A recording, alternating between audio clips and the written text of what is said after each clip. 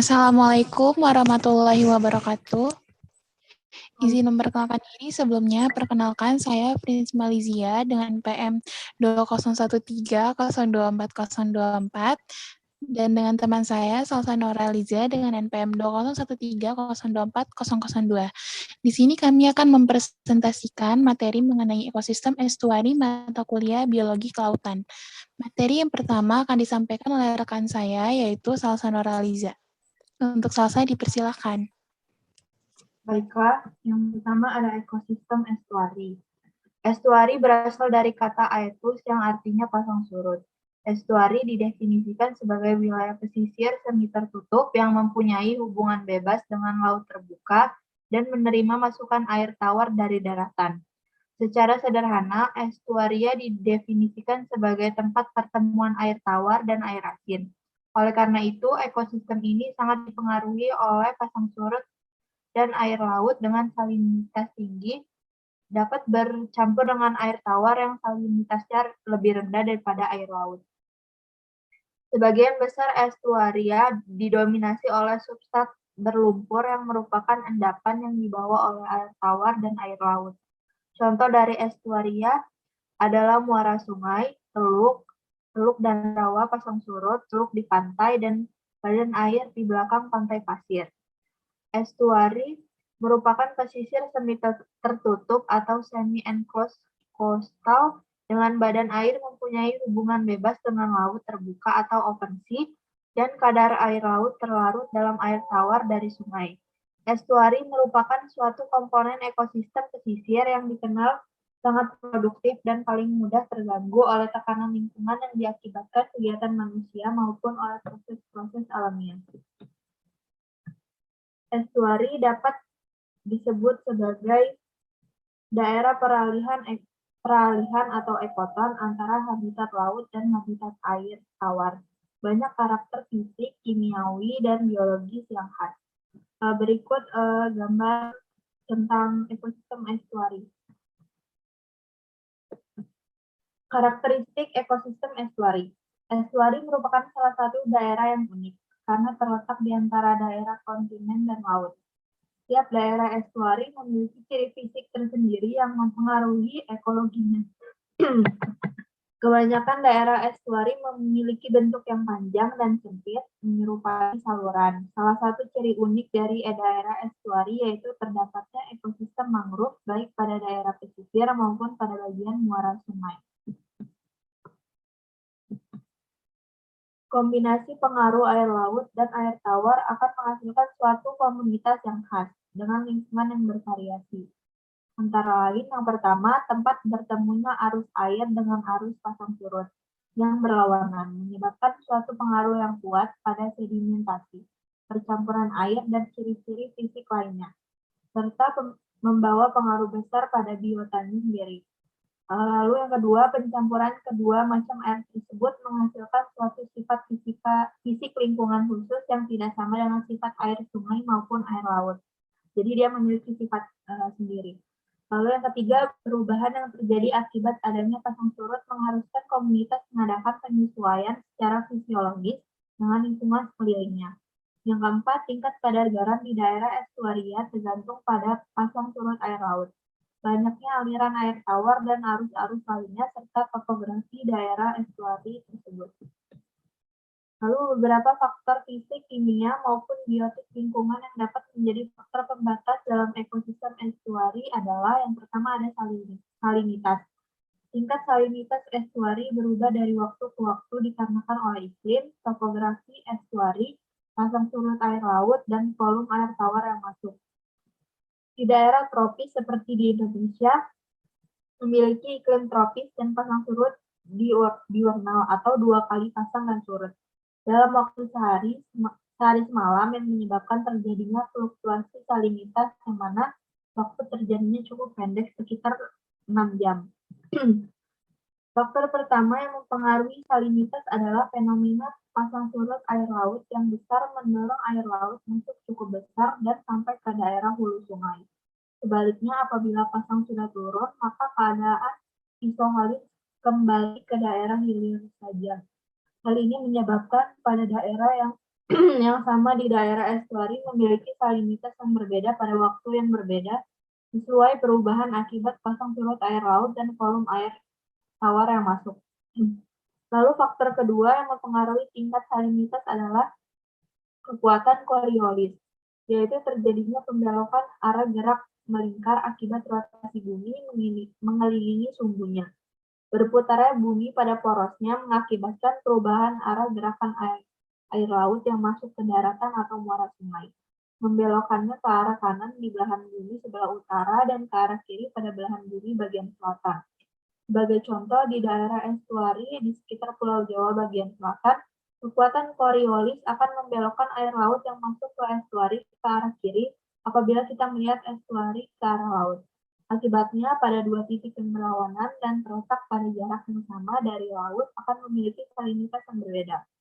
Lalu faktor ketiga yang menyebabkan fluktuasi salinitas di estuari adalah musim.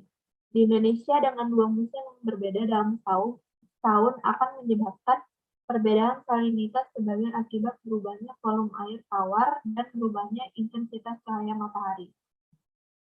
Berdasarkan beberapa pengaruh kimia dan fisik terhadap fluktuasi salinitas, maka dapat disimpulkan bahwa dalam ekosistem perairan estuari terbentuk tiga zona, yaitu air tawar, air payau, dan air laut. Antara zona-zona ini terdapat garis pemisah yang hanya dapat dilewati oleh organisme yang memiliki kemampuan adaptasi fisiologi tertentu. Lalu yang kedua ada suhu. Suhu air estuari memiliki fluktuasi harian lebih besar dibanding dengan perairan lainnya. Hal ini disebabkan karena luas permukaan estuari relatif lebih besar jika dibandingkan dengan volume airnya. Air estuari cenderung lebih cepat panas dan lebih cepat dingin, tergantung kondisi atmosfer yang melingkupinya. Alasan lain bervariasinya suhu pada ekosistem estuari adalah karena masuknya air tawar yang suhunya lebih dipengaruhi oleh perubahan suhu musiman. Selain itu, suhu di estuari juga bervariasi secara vertikal karena pengaruh fluktuasi suhu harian. Perairan permukaan cenderung mempunyai kisaran suhu terbesar dibanding dengan perairan yang lebih dalam. Lalu ada ombak dan arus. Terjadinya ombak tergantung pada luas permukaan perairan dan juga angin. Estuari memiliki luas perairan terbuka yang sempit karena dibatasi oleh daratan pada ketiga sisinya. Dengan demikian, angin yang bertiup untuk menciptakan ombak juga minimal. Kedalaman dan sempitnya mulut estuari juga menjadi penghalang terbentuknya ombak yang besar atau menghilangkan pengaruh ombak laut yang masuk estuari. Arus di estuari cenderung disebabkan oleh aksi pasang surut air laut dan aliran sungai. Kecepatan arus tertinggi terjadi pada bagian tengah sungai atau muara, di mana hambatan geser dengan dasar dan tepian menjadi minimal. Arus di daerah estuari sering mengakibatkan timbulnya erosi dan biasanya diikuti oleh pengendapan di mulut muara. Adanya perbedaan kecepatan arus yang berasal dari sungai dan dari musim ke musim menyebabkan perbedaan kecepatan erosi dan pengendapan. Sehingga banyak kasus, terutama di beberapa tempat di Indonesia, muara sungai bergeser dari tempat semula. Lalu ada substrat dasar. Kebanyakan estuari didominasi oleh substrat berlumpur yang berasal dari proses pengendapan material baik yang dibawa oleh air laut maupun air tawar dari aliran sungai. Air laut dan air sungai membawa banyak partikel pasir maupun lumpur yang tersuspensi dan keduanya bertemu di estuari. Berbagai ion yang berasal dari laut akan mengikat partikel lumpur yang terbawa air sungai sehingga menggumpal dan mengendap sebagai dasar substrat yang khas. Kondisi terlindung estuari juga didominasi oleh endapan halus atau lumpur. Di antara endapan lumpur adalah materi organik sehingga estuari menjadi tempat yang kaya cadangan bahan makanan bagi organisme. Lalu ada kekeruhan atau turbiditas. Besarnya jumlah partikel tersuspensi menyebabkan pada waktu-waktu tertentu, terutama pada saat musim penghujan di mana volume air tawar meningkat dan membawa material akibat erosi menyebabkan kekeruhan meningkat. Demikian juga aktivitas pasang air laut. Kekeruhan biasanya minimum pada mulut muara dan semakin meningkat ke arah hulu sungai. Pengaruh ekologis keseluruhan adalah menurunnya daya penetrasi cahaya matahari ke dalam perairan yang selanjutnya menurunkan produktivitas primer akibat penurunan fotosintesis fitoplankton dan tumbuhan bentik. Lalu ada DO atau kandungan oksigen. Kandungan oksigen terlarut daerah estuari sangat tergantung pada beberapa faktor antara lain suhu, salinitas, pengadukan, dan aktivitas organisme. Melihat kondisi fisik daerah estuari, maka secara umum wilayah ini memiliki kandungan oksigen terlarut relatif tinggi dibanding perairan lain. Pada musim kemarau yang panjang, di mana pengelontaran air tawar menurun dan suhu serta salinitas relatif tinggi di permukaan perairan, menyebabkan proses pengadukan dan distribusi oksigen dari permukaan ke dasar perairan sedikit terhambat, sehingga kandungan oksigen di dasar perairan menurun. Selain itu, menurunnya kandungan oksigen di dasar perairan juga dapat disebabkan karena tingginya bahan organik yang terdeposit dan tingginya populasi dan individu bakteri di dalam sedimen menyebabkan meningkatnya pemakaian oksigen. Ukuran partikel dalam sedimen yang halus juga membatasi pertukaran air interstitial dan air yang di atasnya atau yang kaya oksigen sehingga oksigen sangat cepat berkurang. Bahkan pada beberapa sentimeter dalam sedimen dapat bersifat anoksik. Lalu predasi. Predasi merupakan hubungan antara mangsa dan pemangsa atau predator. Hubungan ini memiliki hubungan sangat erat karena tanpa mangsa, predator tidak bisa bertahan hidup. Jumlah antara predator dan mangsa berbanding lurus. Semakin banyak predator yang terdapat di alam tidak diimbangi dengan jumlah yang sama dengan mangsa, maka akan terjadi ketidakseimbangan alam. Sebaliknya, bila jumlah mangsa lebih banyak dengan predator, maka jumlah organisme mangsa lebih banyak dan keseimbangan di sini juga akan terganggu. Sehingga dapat disimpulkan bahwa predasi di sini dapat berfungsi sebagai pengontrol populasi mangsa. Contoh dalam ekosistem estuari adalah ikan yang menjadi predator bagi plankton dan invertebrata dalam ekosistem estuari. Lalu ada jumlah organisme autotrof. Organisme autotrof merupakan organisme yang mampu menghasilkan zat organik yang dibutuhkan oleh konsumen.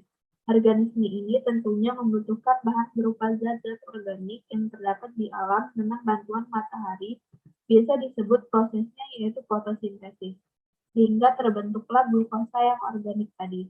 Keberadaan autotrof sangat mempengaruhi organisme yang lain. Sebab apabila organisme ini jumlahnya sedikit, bahkan mengalami peniadaan, maka yang terjadi organisme sebagai konsumen akan ikut berkurang juga. Karena sumber untuk memacu kehidupannya menghilang. Organisme yang termasuk dalam organisme autotrof adalah organisme berklorofil yang terdiri atas tumbuhan, bakteri fotosintetik, dan alga fotosintetik. Lalu ada usia. Usia sebagai faktor pembatas organisme ini berhubungan dengan tingkat produktivitasnya. Produktivitas menunjukkan kemampuan makhluk hidup untuk melakukan proses metabolisme tubuhnya dan penghasilan energi. Energi yang digunakan untuk kehidupannya terdapat rentangan usia tersendiri pada makhluk hidup agar dia mampu menghasilkan banyak energi. Dikatakan kemampuan produktivitas tinggi apabila makhluk hidup tersebut dikatakan muda sampai rentang waktu usia tertentu, sehingga reproduksi, pertumbuhan, dan perkembangannya pun cepat. Sebaliknya, bila makhluk hidup tersebut dikatakan usia telah lanjut, kemudian produktivitasnya menurun. Karena kemampuan penghasilan energi pun menurun sehingga banyak terjadi kematian pada sel organisme tersebut. Lalu ada jumlah parasit. Parasitisme adalah hubungan antara dua makhluk yang mana salah satu organisme dirugikan sedangkan yang lain mendapat manfaat. Parasit merupakan organisme yang mendapat keuntungan dari hubungan ini. Sementara inang yang menjadi rumahnya sangat dirugikan karena hasil metabolisme dan sari-sari makanan yang ada di dalamnya itu diambil oleh parasit. Dalam hubungan ini, ukuran organisme parasit lebih kecil dari inangnya sehingga lebih mudah untuk organisme parasit untuk menghambat kehidupan organisme inang. Berakibat berbahaya bagi keseimbangan alam apabila jumlah parasit lebih besar daripada organisme yang lain. Lalu ada biota ekosistem estuari dan interaksinya. Perairan estuari dimiliki banyak jenis biota, baik yang bersifat menetap atau yang disebut endemik maupun yang bersifat sementara.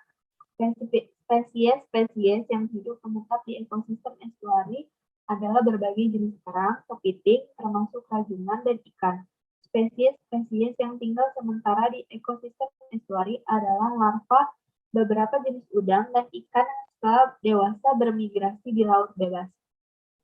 Selain itu, ada juga jenis ikan yang menggunakan perairan estuari sebagai jalur migrasi dari laut ke sungai atau sebaliknya seperti ikan salmon dan sidap. Lingkungan estuari merupakan kawasan yang sangat penting bagi berjuta hewan dan tumbuhan. Pada daerah-daerah tropis seperti di lingkungan estuari, umumnya ditumbuhi dengan tumbuhan khas yang disebut mangrove. Tumbuhan ini mampu beradaptasi dengan genangan air laut dan kisaran salinitasnya cukup lebar. Lalu organisme di estuari dapat dikelompokkan ke dalam 5 kelompok. Yang pertama ada Oligostenohalid, merupakan organisme air tawar yang pada umumnya hidup di daerah di sungai dan perairan tawar, tidak tahan terhadap salinitas di atas 0,1%, tetapi ada sebagian spesies Oligostenohalid mampu hidup pada salinitas di atas 5%. Yang kedua ada organisme estuari. Organisme estuari yang pada umumnya merupakan organisme laut hidup di pusat estuari. Organisme estuari sangat jarang dijumpai di perairan laut karena faktor kompetisi dengan hewan-hewan lainnya. Lalu ketiga ada Euryhalid, merupakan organisme laut yang hidup di daerah estuari.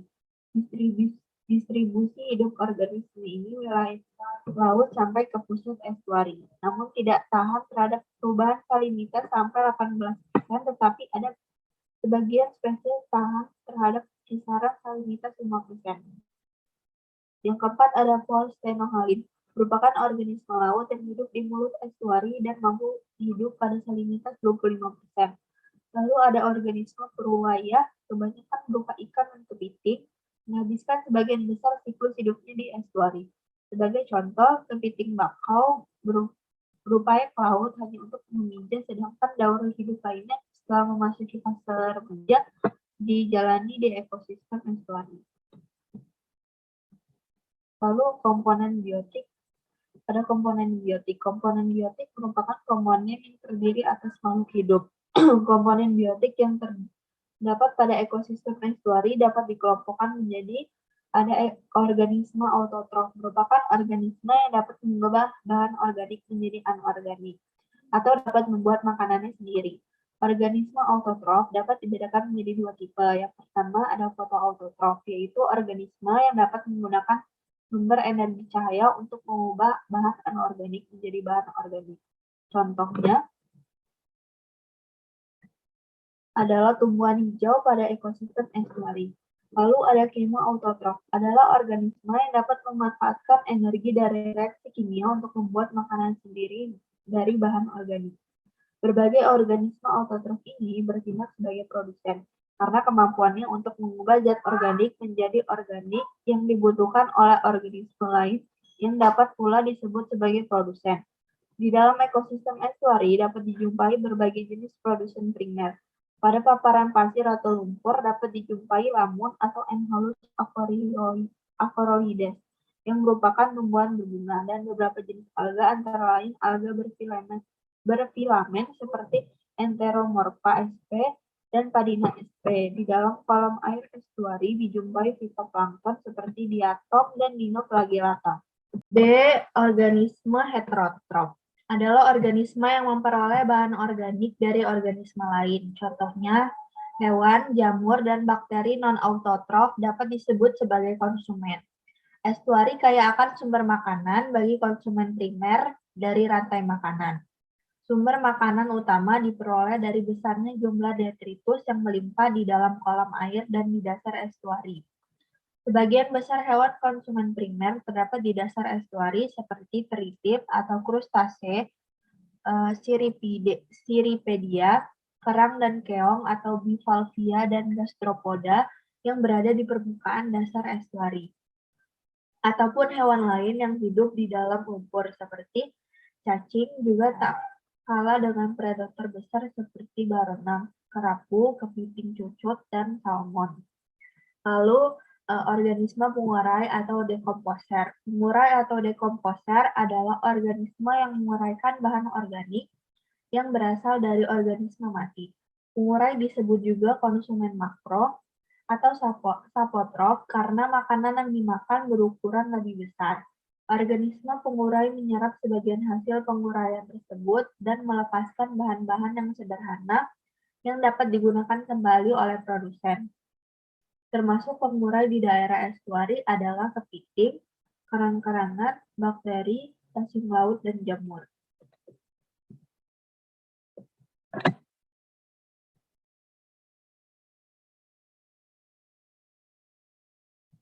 Lalu sebagai lingkungan perairan yang mempunyai kisaran salinitas yang cukup lebar atau diorihalin, estuari menyimpan berjuta keunikan yang khas.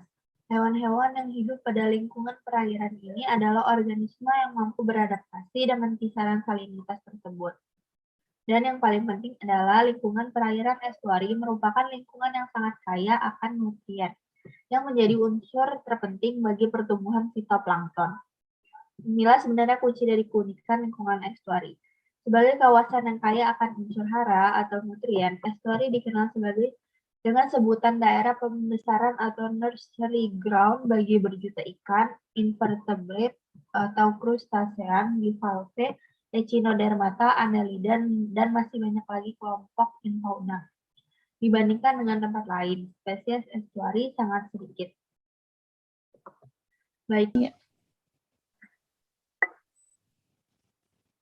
Baiklah, materi selanjutnya akan disampaikan oleh teman saya. Baiklah, selanjutnya itu mengenai mekanisme adaptasi biota ekosistem estuari. Estuari menjadi habitat yang keras dan sangat menekan bagi kehidupan organisme karena memiliki variasi sifat habitat terutama salinitas.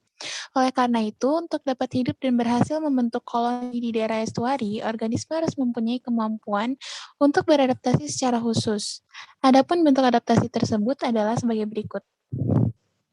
Yang pertama yaitu adaptasi morfologis. Organisme yang mendiami substrat berlumpur seringkali beradaptasi dengan membentuk rumbai-rumbai halus yang menjaga jalan masuk ke ruang pernapasan agar permukaan ruang pernapasan tidak tersumbat oleh partikel lumpur. Organisme yang memiliki kemampuan adaptasi seperti ini adalah kepiting estuaria dan beberapa anggota dari gastropoda. Organisme estuaria umumnya mempunyai ukuran tubuh lebih kecil dibandingkan dengan kerabatnya yang hidup di laut. Contohnya yaitu kepiting uca. Hal ini terjadi karena sebagian besar energi yang dimilikinya digunakan untuk beradaptasi. Di dalam PowerPoint, kami lampirkan gambar dari kepiting uca atau fiddler crab. Next.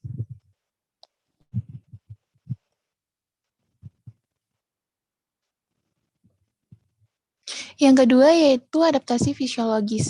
Adaptasi yang diperlukan untuk kelangsungan hidup organisme estuaria adalah berhubungan dengan keseimbangan ion cairan tubuh menghadapi fluktuasi salinitas eksternal. Organisme yang memiliki kemampuan osmoregulasi dengan baik disebut osmoregulator. Contohnya itu Copepoda, cacing Polychaeta, dan moluska. Yang ketiga terdapat adaptasi tingkah laku. Salah satu bentuk adaptasi tingkah laku yang dilakukan oleh organisme estuaria adalah membuat lubang ke dalam lumpur. Tingkah laku ini menjaga organisme tetap berada pada daerah dengan kisaran toleransinya. Contohnya beberapa spesies kepiting seperti rajungan atau Chalinectes sapidus, ikan belanak atau mugil-mugil, ikan baung, dan lain-lain. Kramer tahun 1944. Di sini juga kami lampirkan beberapa gambar dari contoh adaptasi fisiologis dan adaptasi tingkah laku. Next. Selanjutnya yaitu peran dan fungsi ekosistem estuaria. Estuaria mempunyai peran ekologis penting karena sebagai sumber zat hara dan bahan organik yang diangkut lewat sirkulasi pasang surut atau tidal circulation. Penyedia habitat bagi sejumlah spesies hewan bergantung pada estuaria sebagai tempat berlindung dan tempat mencari makan atau feeding ground, sebagai tempat untuk memproduksi tempat tumbuh besar atau nursery ground, terutama bagi sejumlah spesies ikan dan udang. Selanjutnya, ekologi estuaria juga berperan sebagai tempat budidaya tiram dan rakit yang dapat meningkatkan 5-10 kali dari panen yang diperoleh populasi liar. Secara umum, perairan estuari dimanfaatkan manusia untuk tempat pemukiman, tempat penangkapan dan budidaya sumber daya ikan, jalur transportasi, serta pelabuhan kawasan industri. Selain itu, perairan estuaria juga dimanfaatkan oleh manusia sebagai pelabuhan dan kawasan industri, areal hutan ekologis estuaria 129, tempat pariwisata dan tempat perkebunan. Bangen tahun 2002. Di sini kami lampirkan peta tidal circulation atau sirkulasi pasang surut yang ada di laut. Next. Interaksi antara ekosistem estuari dengan ekosistem lainnya di kawasan pesisir. Terdapat 5 interaksi, yaitu yang pertama interaksi fisik, kedua interaksi ekosistem darat dan laut, ketiga interaksi bahan organik, keempat konektivitas biota, dan yang terakhir yaitu konektivitas ekologis. A. Interaksi fisik. Estuaria dan terumbu karang berinteraksi secara fisik melalui beberapa mekanisme, yaitu reduksi energi gelombang, reduksi sedimen, dan pengaturan pasokan air baik air laut maupun air tawar dari sungai. Biota perairan estuaria sangat bergantung pada keberadaan struktur kokoh dari bangunan kapur terumbu karang sebagai penghalang aksi hidrodinamis lautan, yaitu arus dan gelombang. Yang kedua yaitu interaksi ekosistem daratan dan laut. Estuaria adalah kawasan yang masih dipengaruhi oleh proses-proses laut seperti pasang surut, intrusi air laut, dan percikan air gelombang. Sedangkan terumbu karang ialah kawasan perairan laut yang masih dipengaruhi proses-proses aliran sungai, limpasan air permukaan, sedimen, dan bahan pencemar. Yang ketiga terdapat interaksi bahan organik. Bahan organik yang berasal dari estuaria dapat mempengaruhi pertumbuhan dari terumbu karang. Tingginya partikel organik yang tersuspensi di perairan dapat menurunkan fotosintesis di perairan. Partikel yang tersuspensi akan menimbulkan dampak negatif terhadap biota perairan estuaria dan ekosistem terumbu karang. Contohnya yaitu menutupi sistem pernafasan yang mengakibatkan biota tersebut susah bernafas. Next. Yang keempat terdapat konektivitas biota. Sebagai wilayah peralihan atau percampuran, estuaria memiliki 3 komponen biota, yakni fauna yang berasal dari lautan, fauna perairan tawar, dan fauna khas estuaria atau air payau. Zona lautan yang tidak mampu menolerir perubahan-perubahan salinitas yang ekstrim biasanya hanya dijumpai terhadap di sekitar perbatasan dengan laut terbuka di mana salinitas airnya masih berkisar di atas 30%. Sebaliknya, fauna perairan tawar umumnya tidak mampu menolerir salinitas di atas 5%, sehingga penyebaran terbatas berada di bagian hulu dari estuaria. Fauna khas estuaria adalah hewan-hewan yang dapat mentolerir kadar garam antara 5-30%, namun tidak ditemukan pada wilayah-wilayah yang sepenuhnya berair atau berair laut. Di antaranya terdapat beberapa jenis tiram dan kerang, Ostrea scrobicularia, siput kecil atau hidrobia, udang atau paleomonetes, dan cacing. Universitas Terbuka tahun 2014. Di PowerPoint kami tampilkan gambar-gambar dari contoh hewan-hewan yang ada di wilayah yang sepenuhnya berair laut, seperti Ostrea, hidrobia, dan paleomonetes. Next.